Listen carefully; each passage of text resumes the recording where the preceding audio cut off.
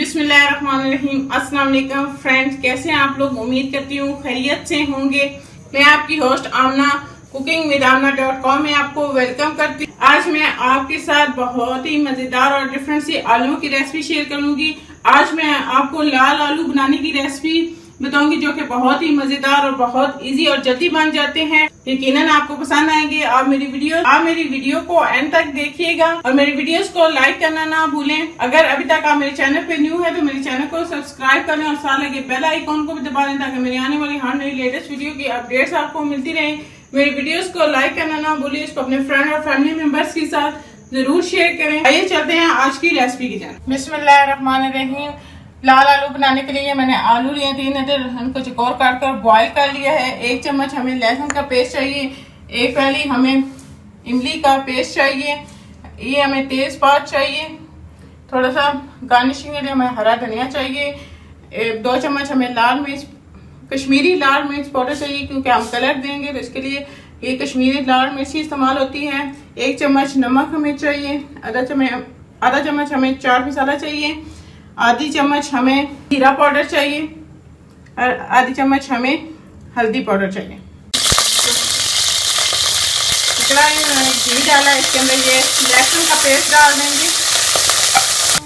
ये लहसुन के पेस्ट को हम थोड़ा सा फ्राई कर लेंगे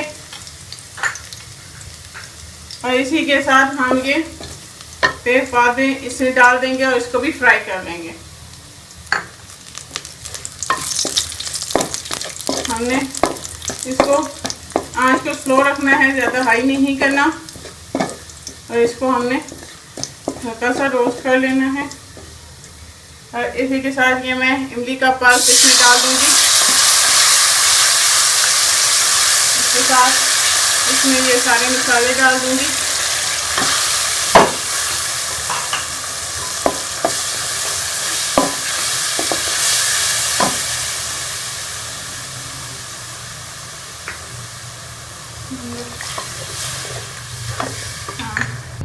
इसके अंदर ये इसका मेन इंग्रेडिएंट्स है ये कश्मीरी लाल मिर्च, ये हम इसके अंदर डाल देंगे और इसको पका लेंगे तरह से।